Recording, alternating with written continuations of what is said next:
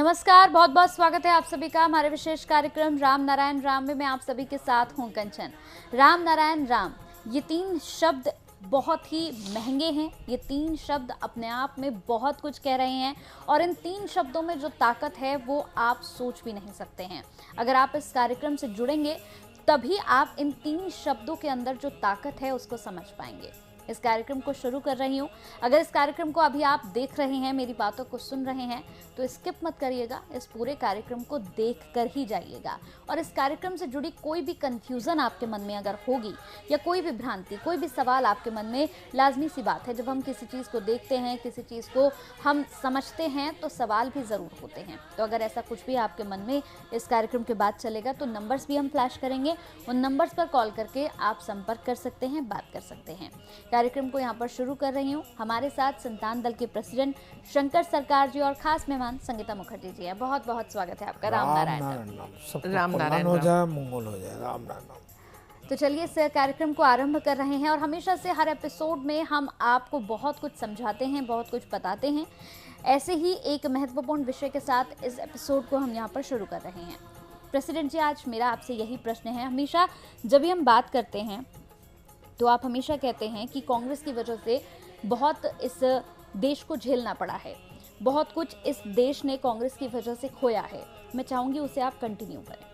पढ़े लिखे आदमी को समझदार होना जरूरी है। तो पढ़े लिखे आदमी जितना समझदार होगा और हमारा टीवी का प्रोग्राम देखेगा, चिंतन करेगा, सोचेगा राहुल कैसा पागलपन करती है। राहुल का परिवार, जवाहरलाल का परिवार बाहर का है, वो बाहर का खून है। डीएनए करके देखो, वो खून बाहर का खून है। बाहर का खून बाहर ही रहना चाहिए। सब भारतवर्षों का 300 करोड़ आदमी के लिए कल्याण होने वाला है। इसलिए उनका परिवार का हिस्ट्री देख लो सबका।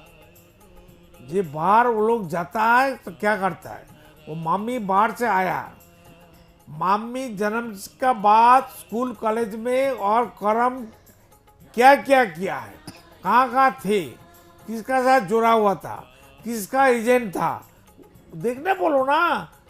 पैसा हम दे देंगे, पासपोर्ट वीजा बना के लेके आओ ना, जाने आने का खर्चा मैं दे दूंगा। कोई आए तो मोदी क्या करता है, बैठा रहता है, देखना नहीं चाहिए उनको। भारत में जो जो इंसान पॉलिटिक्स कर रहा है, सभी आदमी को बायोडाटा लो ना, डीएनए चेक करो ना। ये लोग बाहर जाके क्या करता है। बंगाल में अब आज सुबह मेरे को एक बंदा फोन किया, ये एक वो जो स्कूल का खाना देता है हरिश्चंद्रपुर जगह में, चकसादन बोल के एक जगह है, मिड डे मील। वहाँ जो उनके ऊपर का ऑफिसर है बोलता 15,000 दो, 50,000 दो, तो लोग तो चोरी कर रहे हैं। ममता चीफ मिनिस्टर देखता नहीं है।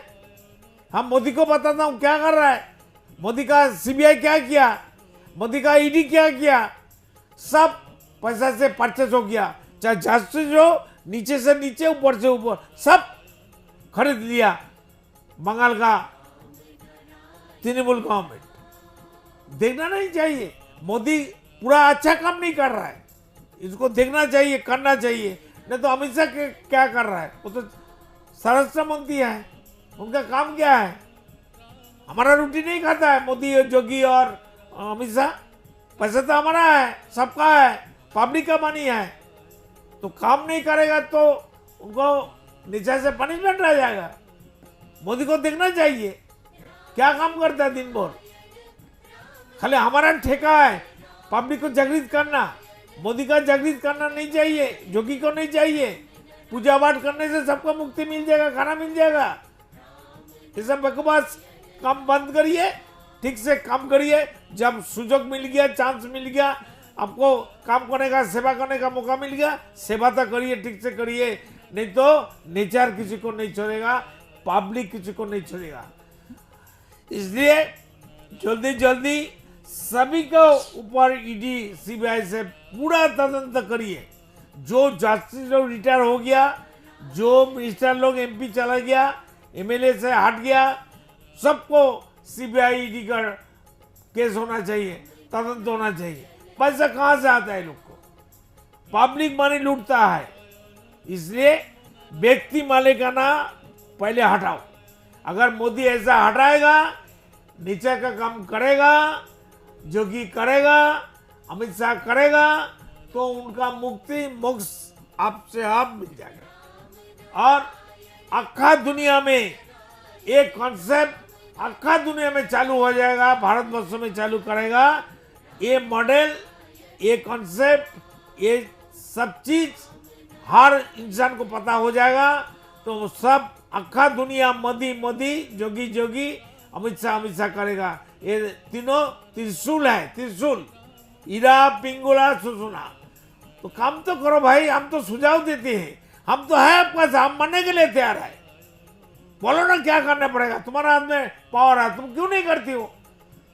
मैं करूंगा तो दुनिया सबको मरेगा, हम एक एक करके नहीं मार सकता है।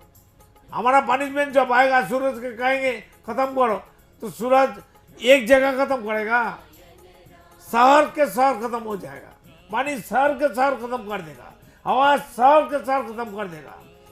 कोई फाजिल बात नहीं करता हूं मैं, किसी का पैसा खा के हम यहाँ बैठा नहीं है, किसी का लुटता नहीं हूँ, किसी का दोस्त नहीं हूँ, सबका प्रेमी हूँ, समाज का कल्याणकारक हूँ, समाज का कल्याण के लिए हम आया है। हमारा कोई चारा नहीं है, कोई अपना बेनिफिट नहीं है, कोई अपना धर्म नहीं है। धर्म हमारा आसमान है, हमारा प्रकृति है। इसलिए आप लोग सोचिए, कुछ करिए, करके मरिए। बिना करके जीते जीते सुख आपका सुख नहीं है, सुख आपका बर्बादी है। राम राम बताओ भाई सबको। जी, प्रेसिडेंट का जो कहना है, जो आपने अभी तक प्रेसिडेंट को सुना, उनका यही कहना है कि जो पॉलिटिकल लीडर्स हैं हमारे, जिनको कि आम जनता ने अपना प्रतिनिधि बनाया है, उनको वोट दिया है, उन पे अपना भरोसा दर्शाया है, तो उस भरोसे की मर्यादा उनको रखनी चाहिए, न कि सिर्फ अपने निजी स्वार्थ के लिए वो आगे बढ़े। जो सही है सही कहना, और जो कुछ लोग गलत हैं उनको गलत कहना, ये बहुत ज़रूरी है, क्योंकि उनके ऊपर बहुत बड़ी एक जिम्मेदारी है।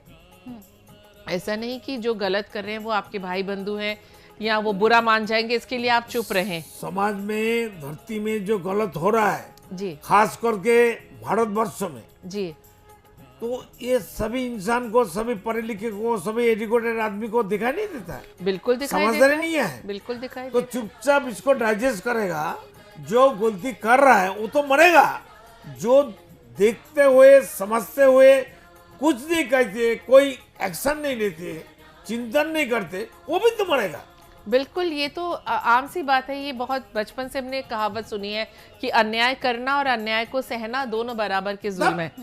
तो फिर इसको तो उनको फॉलो करना चाहिए। इतने उम्र है, एक मैच्योरिटी है उनमें, तो सही को सही और गलत को गलत कहने की अगर हिम्मत नहीं है, तो इतने लोगों का प्रतिनिधित्व करने का भी उनके अब कोई अधिकार नहीं है।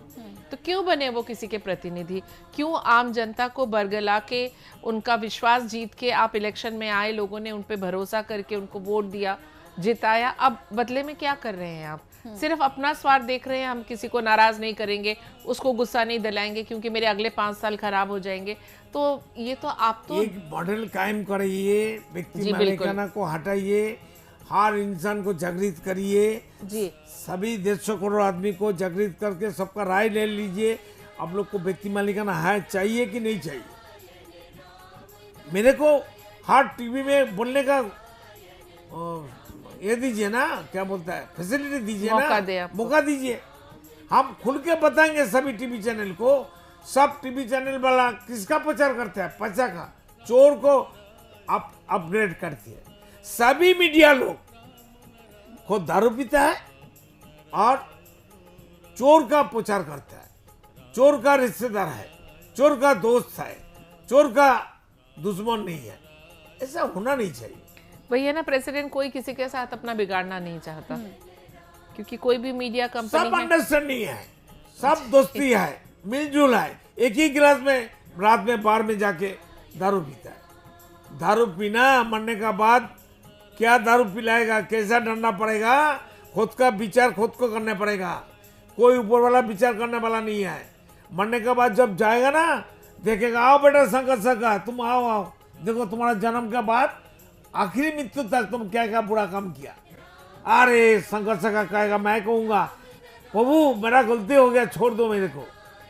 तो प्रभु क्या कहेगा, बेटा हम कुछ नहीं करेंगे, तुम्हारा विचार तुमको, तुम्हारा जजमेंट तुमको ही करना पड़ेगा। तो खुद का जजमेंट खुद को करना पड़ेगा, तो हम कैसा मुसीबत में फंस जाएंगे। सोचिए सोचिए, यहाँ अपनी रिपोर्ट कार्ड खुद ही बनानी है। वो बनाए पर मरेगा कि टट्टी का कीड़ा जन्म नहीं मिलेगा। जी बिल्कुल, टट्टी का कीड़ा, हम क्या क्या तो रिपोर्ट हो ही रहा है, सबका रिपोर्ट कार्ड बन रहा है हर रोज हर मिनट पल पल। बड़ा कंप्यूटर है, सुपर कंप्यूटर है, आसमान सब साउंड एनर्जी और सब पिक्चर वहाँ कैचिंग हो रहा है। जी बिल्कुल, जिस तरह से एक सरल भाषा में हम कहते हैं कि कर्मा किसी को छोड़ता नहीं है, तो हमारे ही कर्म हमें मुक्ति का रास्ता में लेके जाते हैं। हमें मोक्ष प्राप्त करना ही हमारे जीवन का मेन उद्देश्य है कि हमें मोक्ष की प्राप्ति हो। तो ये तो हमारे खुद के हाथ में है, किसी और के ऊपर ये कुंभ में जाके स्नान करना, डुबकी लगाना और लोगों के साथ अन्याय विचार करके और दान दक्षिणा करना, इससे आपको मोक्ष प्राप्त नहीं होगा। आपको अंदर से अपना शुद्धिकरण करना होगा, खुद से करना होगा। ये ना कोई पंडित आके हवन करा के शुद्धिकरण। कोई भी धर्म का जो सब सिस्टम है, पूजा पाठ है, वो मक्का में जाना या कोई भी कलमा पढ़ना, उनसे नहीं होगा। कोई भी धर्म का कोई बुरा काम, कोई अच्छा काम नहीं है, सब बुरा काम है। तो बुरा काम करेगा, बुरा होते हुए मरेगा, जीते जीत मरेगा। क्रिश्चियंस का है कि आपने कन्फेशन बॉक्स में जाके कन्फेस कर दिया, कन्फेस करेंगे, मेरा गलती हो गया, माफ हो जाएगा। ठीक है, कन्फेस करा, आग में हाथ लगाएंगे, हाथ घुसाएंगे, हाथ जलेगा नहीं।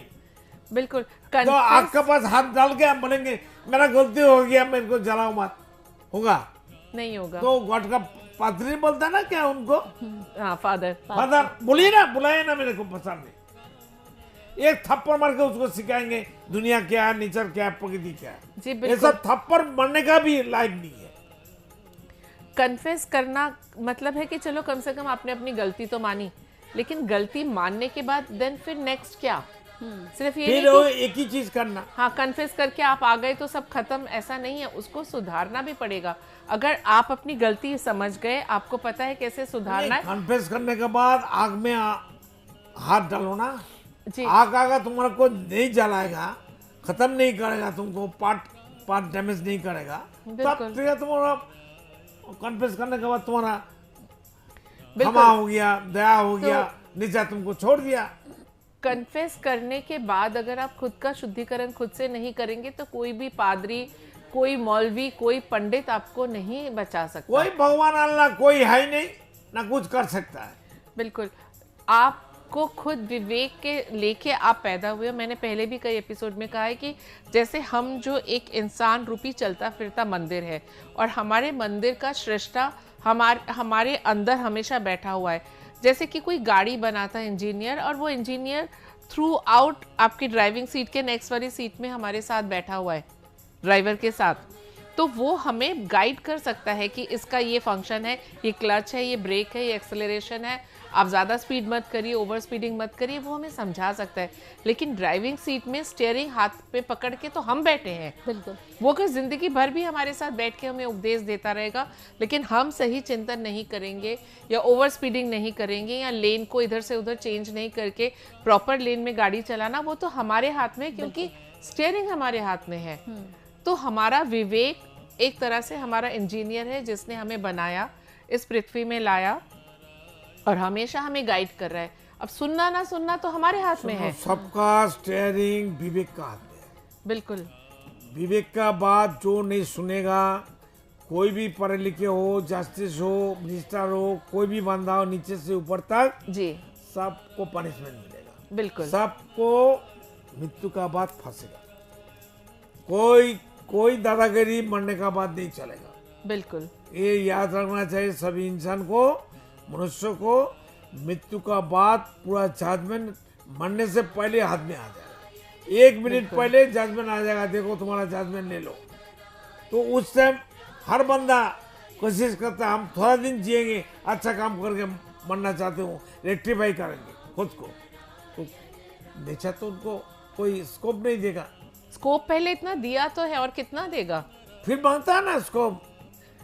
क्योंकि जब अपना पतन बिल्कुल अपने आंखों के सामने दिखता है, तब उनको लगता है कि नहीं अब मुझे सुधरना है, लेकिन हम वो एंड तक खुद को लेके क्यों जाए? अपनी खराब सोच से, अपने खराब कर्मों से उसको शुरू से ही, और सुधारने के लिए विवेक हमें हमेशा सही चिंतन देता है, लेकिन सिद्धांत तो हमें लेना है। वो अच्छा चिंतन देता रहता है हमेशा हमें सिग्नल। मैंने पहले भी कहा है कि जैसे हम कोई गलत काम, जैसे कोई हम सोचो एग्ज़ाम में नकल करने जा रहे हैं, तो आप देखना हमें पसीना आएगा, हमारे हार्ट बीट फास्ट हो जाएगी, तो हमारा पूरा बॉडी हमें सिग्नल देता है। लेकिन तब क्या होता है, हमने जो सिद्धांत ले लिया कि हाँ मुझे तो नकल करनी ही है, तो फिर हम वो सिग्नल्स को अवॉइड कर जाते हैं। तो जब हम वो पॉजिटिव सिग्नल्स को अवॉइड करेंगे, नकल करता है एक दिन में नकल नहीं करता, नहीं साल भर पढ़ता नहीं है, बुरा काम करता है। एग्जैक्टली वो सोचते हैं हमको नकल करके पास करना है, फर्स्ट डिवीजन जाना है। वो चिंतन तब से ही है, तब से सिद्धांत है। ले चुका है। तब से कमजोरी बनना शुरू हो जाता है। वो समझदारी है, फिर समझदारी बिना बन के मनमानी करता है। तो सूरज मनमानी कर सकेगा, उसका राइट है। आसमान में जो सूरज है उनको बोलिए ना थोड़ा आके यहाँ बात करने के लिए टीवी चैनल में, बोलो थोड़ा चाय पीने के लिए बुलाओ ना उनको, उनके सूरज पास को, आओ भाई टाइम सूरज नहीं भाई है। आओ बेटा आओ, थोड़ा बातचीत करो, आओ गप करो, तो कॉफी पिलाएंगे। पानी को बोलो ना थोड़ा रुक जाओ, नहीं तो आ जाओ। उनके पास चाय पे चर्चा करने का टाइम नहीं है। राइट भी नहीं है, टाइम बड़ा बात नहीं है, बात उनको उनका अधिकार right ही नहीं नहीं है। मिला। हमारा राइट मिला है इसलिए हमारा पनिशमेंट है। सूरज का कोई पनिशमेंट नहीं है, उनका पाप पुण्य मोक्ष का कोई चक्कर नहीं है, उनका हाथ में सब कुछ है। जी। और उनका कोई एक्सपेक्टेशन भी नहीं है, मतलब हाँ, हम जैसे उम्मीद रखते हैं कि हमने कोई पौधा लगाया तो ये हमें फूल देगा, धूप अगर आएगी तो ही हमारे आज के सारे काम होंगे, कपड़े सूख जाएंगे, ऐसे बहुत सारे, लेकिन उन्हें हमसे कोई एक्सपेक्टेशन नहीं होती है। बहुत अच्छा लगा आपसे बात करके। तो जितने भी लोग इस कार्यक्रम को देख रहे हैं, अगर आप संतान दल से जुड़ना चाहते हैं तो देखिए पूरे कार्यक्रम में लगातार हम नंबर्स फ्लैश कर रहे थे, नंबर्स पर आप कॉल करके संतान दल से जुड़ सकते हैं। कोई भी कंफ्यूजन, कोई भी आपके मन में सवाल चल रहा है, हो सकता है बिल्कुल आपके मन में सवाल चल रहे हो, अगर कोई भी सवाल चल रहा है तो इन नंबर्स पर कॉल करके आप प्रेसिडेंट से बात कर सकते हैं और जीवन की तमाम समस्याओं का समाधान तो मिलेगा, साथ ही आपकी कंफ्यूजन्स भी दूर हो जाएंगी। तो चलिए वक्त हो चला है अब इस कार्यक्रम को समाप्ति की ओर ले जाने का।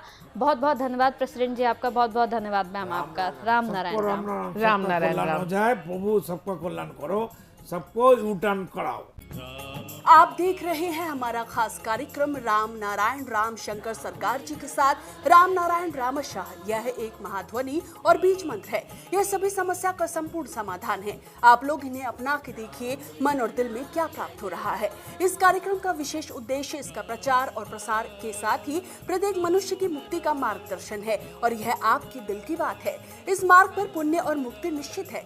इस कार्यक्रम के माध्यम से संतान दल द्वारा चलाए जा रहे श्रेष्ठ सेवाओं से जुड़कर सबके कल्याण के लिए इस नए कार्य का हिस्सा बन सकते हैं और वृद्धाश्रम, गौशाला, गरीब और वंचित बच्चों की शिक्षा का भी सहयोग और समर्थन कर सकते हैं। संतान दल सबका एक ही परिवार है। अकाउंट नेम संतान दल, account number 266505000657, IFSC code ICIC 000265। पूरी तरह जानने के लिए आप संस्था के फोन नंबर पर संपर्क कर सकते हैं। Phone number 6291342066, 9836073503, email ID santandal1960@gmail.com।